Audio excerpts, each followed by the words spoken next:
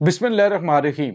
अस्सलाम वालेकुम नाज़रीन, मैं हूं डॉक्टर अली और आप देख रहे हैं मेरा फेसबुक और यूट्यूब चैनल। नाज़रीन, सुबह सवेरे एक बहुत बुरी खबर आ गई है ईरान के लिए। अमेरिका के हमले में ईरान के दो अहम तरीन कमांडर शहीद हो गए हैं। जी नाज़रीन, कुछ ताज़ा तरीन अपडेट आ रही हैं जिसके बाद अमेरिकी सदर डोनाल्ड ट्रंप की सारी गेम उलट हो गई है और नाज़रीन, यूक्रेन ने एटम बम बनाने का ऐलान कर दिया है। इसकी भी तमाम तर डिटेल आपके साथ शेयर करेंगे। हालात यकदम किस तरह से इस नहज की जानिब पलट गए हैं कि आलमी कवानीन की यूक्रेन ने खिलाफ वर्जी करने का फैसला कर लिया है। वीडियो की तफसील में जाने से पहले अगर आपने हमारे चैनल को सब्सक्राइब नहीं किया हुआ तो आपसे गुजारिश है काइंडली इसको सब्सक्राइब कर लें और बेल आइकन को ज़रूर दबा दें ताकि हमारी आने वाली वीडियो सबसे पहले आप तक पहुंच सकें। नाज़रीन, हम आपके शुक्रगुजार हैं जो आप हमारे वीलॉग्स को देखने के लिए वक्त निकालते हैं और कमेंट सेक्शन में अपनी मोहब्बतों का इजहार भी करते हैं। नाज़रीन, चैनल के साथ थोड़े से मसाइल हैं, इस वजह से आपसे गुजारिश है चैनल को ज़्यादा से ज़्यादा लाइक करें, अपनी मोहब्बतों का जो है वो सबूत दीजिए। आपका बहुत बहुत शुक्रिया। नाज़रीन, इस वक्त सूरत हाल बहुत अजीबो गरीब हो चुकी है। ख़ास तौर पे अमरीकी सदर डोनाल्ड ट्रंप के लिए बहुत बड़े बड़े चैलेंजेस खड़े हो चुके हैं। इस वक्त डोनाल्ड ट्रंप की जानिब से जो कहा गया कि हम रशिया और यूक्रेन की जंग ख़त्म करवाएंगे, गज़ा जंग को बंद करवाएंगे, लेकिन जंग जो है वो कम होने की बजाय कुछ ऐसे हालात पैदा हो गए हैं कि जिससे ये पता चल रहा है कि बिल्कुल जो बाइडेन इंतज़ामिया इसके अपने जाते जाते कुछ बहुत बड़े बड़े चैलेंजेस जो है वो इसके लिए ट्रंप के लिए छोड़ के जा रहे हैं। नाज़रीन, एक बात मैं आपको बताता चलूँ कि पहली बात तो ये है कि इस वक्त चूंकि ईरान मिडल ईस्ट के अंदर अपना असर रसूख काफ़ी हद तक बढ़ा चुका है और ख़ास तौर पर यमन है, उसके बाद लेबनान है, गज़ा है, इन तमाम इलाकों के अंदर शाम है, इराक है, इन तमाम इलाकों के अंदर ईरान की बहुत ज़्यादा असर रसूख है और वहाँ पे उनकी ताकत भी काफ़ी ज़्यादा है। अमेरिका को इस बात का अंदाज़ा है और अब हुआ ये है कि एक तरफ तो एलन मस्क जो है, उन्होंने राब्ता किया है अक़वाम मुत्तहिदा में ईरानी सफ़ीर के साथ। उनसे मिले हैं, ईरान और अमेरिका के दरमियान कशीदगी को कम करवाने की बातचीत हो रही है और इसके साथ ही जोहरी मुआहदा जो है उसको रिवर्स करने के हवाले से भी बातचीत चल रही है। लेकिन नाज़रीन, अब जो सबसे बड़ी और अजीबो-गरीब चीज़ हुई है, वो ये है कि जो अमेरिकन एयर फ़ोर्स है उसने एक बड़ा दावा किया है। जी हाँ नाज़रीन, अमेरिकन जो डिफेंस ऑफिशियल्स हैं उन्होंने कहा है कि वेस्टर्न यमन में जो अमेरिका और बरतानिया ने हमला किया है, उस हमले के अंदर जो ईरान के पासदाराने इनकलाब के जो एडवाइज़र हैं और अहम तरीन कमांडर हैं, वो शहीद हुए हैं। ये दावा किया किया जा रहा है नाज़रीन अमेरिकी डिफेंस ऑफिशियल्स की जानिब से। इसका मतलब आप समझ सकते हैं, एक तो मैंने आपको बताया था कि डोनाल्ड ट्रंप जो इनके अमेरिकी फ़ोर्सेस की कमांड है, वो तकरीबन सारी की सारी बदलने वाले हैं क्योंकि उसके अंदर वो तमाम लोग मौजूद हैं, जो कि डोनाल्ड ट्रंप को साइडलाइन करने में कलीदी किरदार अदा कर रहे थे। तो अब जो है वो नाज़रीन इस तमाम सिनेरियो के अंदर ये ऐलान करना कि अमरीकी हमले के अंदर ये पासदारानी इनकलाब के कमांडर्स मारे गए हैं। ईरान ने हालाँकि इस हवाले से ऑफ़िशियली कुछ नहीं बताया, लेकिन इसमें कोई बाइद भी नहीं है क्योंकि ईरान के कमांडर्स जो इन हालात के अंदर यमन में, शाम में, लेबनान में, गज़ा में, हर जगह पे मूव करते हुए दिखाई देते हैं एक्टिवली। तो अब जो है वो वहाँ पे उन्होंने 2 अहम कमांडरों की शहादत के हवाले से बताया है और उन्होंने कहा जी कि ये जो हमने बमबारी लेटेस्ट की है, उसके अंदर ये 2 शख्सियात जो हैं वो मारी गई हैं। लेकिन अभी कन्फर्मेशन जो है वो पासदाराने इनकलाब की जानिब से नहीं किया गया। नाज़रीन, ईरान वैसे उसकी आदत है कि वो अपनी जो नुकसान है उसको छुपाता नहीं है, उसको बरमला बता देता है कि मेरा ये नुकसान हुआ है।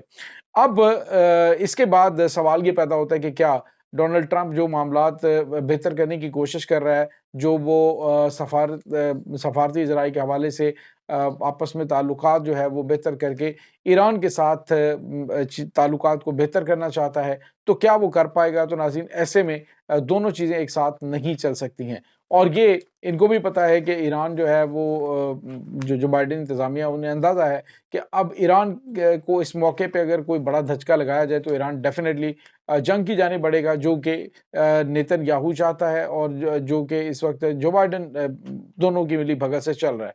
बज़ाहिर नाज़रीन, कुछ ज़राए का ये कहना है कि जो भी रुकावटें असलहे की तरसील के हवाले से हैं, डोनाल्ड ट्रंप जैसे ही ऑफिस संभालेगा तो फौरी तौर पे उसने पहला हुक्म तो ये देना है कि जो इस नाजायज़ साहूनी रियासत को तमाम तर चीज़ें प्रोवाइड करने में रास्ते में रुकावटें हैं, वो सारी की सारी ख़त्म की जाएँ। लेकिन नाज़रीन, मुझे नहीं लगता कि ऐसा कुछ हो सके। उसके कुछ वजूहात हैं, वो मैं बाद में आपके साथ डिस्कस करता हूँ। ये जो नाज़रीन ये हमला हुआ है, इसमें पासदारान इनकलाब के कमांडरों की शहादत बड़ी अहम है। और अगर ये ऐसा हुआ है, तो क्योंकि अभी तक पासदारान इनकलाब ने कन्फर्मेशन नहीं की है, अगर ऐसा हुआ है तो ये ताल्लुकात वो कहते हैं कि शुरू होने से पहले ही ख़त्म हो जाएँगे। इसके बाद नाज़रीन, एक और बड़ी और अहम खबर है, और वो ये है कि यूक्रेन जो है वो अमेरिका के सामने खड़ा हो गया। आपने न्यूयॉर्क टाइम की वो रिपोर्ट देखी होगी, मैंने आपके साथ शेयर भी की थी कि जो यूक्रेन है वो कह रहे हैं जी हमें मज़ीद हथियार दिए जाएँ, और जो इनके मुंजमद असासे हैं रूस के, वो हमारे हवाले किए जाएँ। तो अब उन्होंने ट्रंप ने तो कहा कि हम एक आना भी नहीं देंगे, लॉयड ऑस्टिन ने कहा जी कि हम मज़ीद हथियार नहीं देंगे। अब यूक्रेन जो है वो उसने धमकी दी है, यूक्रेन ने अमेरिका से कहा कि अगर हमें जो 1 महीने बाद इमदाद मिलनी है, हमें जो ये कहा गया जी कि 1 महीने के अंदर इमदाद पहुँचेगी, अगर वो ना पहुँची, तो यूक्रेन जो है वो एटमी हथियारों की तैयारी शुरू कर देगा। नाज़रीन, यहाँ पे आपको ये बताते चलें कि अ, य जो यूक्रेन है वो 1 महीने के अंदर, बकौल उनके 1 महीने के अंदर वो बेसिक एटम बॉम्ब जो है वो तैयार करने की सलाहियत रखता है।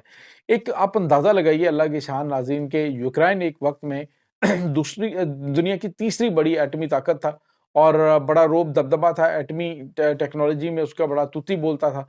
लेकिन उसके बुरे दिनों का आगाज़ तब हुआ जब उसने यारी लगाई अमेरिका और बरतानिया से, और अमेरिका और बरतानिया से यारी उसने डेफ़िनेटली रूस की इसकी टसल की वजह से लगाई थी। उनके साथ मामलात उन्होंने ज़्यादा बेहतर किए, और उसने नाज़रीन वो सबसे बड़ी तारीख़ साज़ गलती यूक्रेन ने ये की कि उसने जो सो कॉल्ड एक सिक्योरिटी मुआहदा था इनके साथ, अमेरिका और बरतानिया के साथ, कि अगर रशिया ने हमला किया तो हमारे एटम बम तुम्हारी हिफाज़त करेंगे, तो वो उस झांसे के अंदर यूक्रेन आ गया, और उसने अपने जो एटमी हथियार थे उससे दस्तबरदारी का ऐलान कर दिया, और वो उन्होंने इनके सामने सरेंडर कर दिया, एज़ अ एटमी ताकत उन्होंने सरेंडर कर दिया।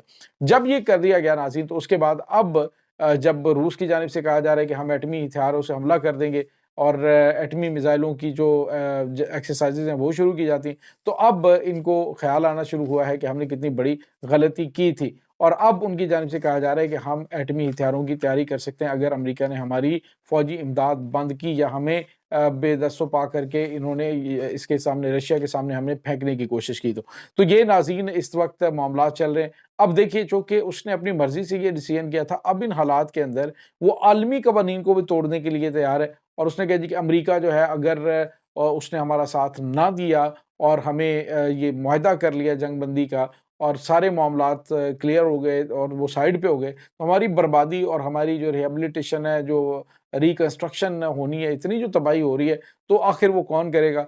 तो अमेरिका ने, नाटो ने वाज़ेह तौर पे कह दिया ज़ेलेंस्की को कि अगर जंग हार गए तो ₹1 भी नहीं मिलेगा, जीत गए तो तमाम की तमाम चीज़ें जो हैं वो हम तुम्हारी क्लियर करेंगे।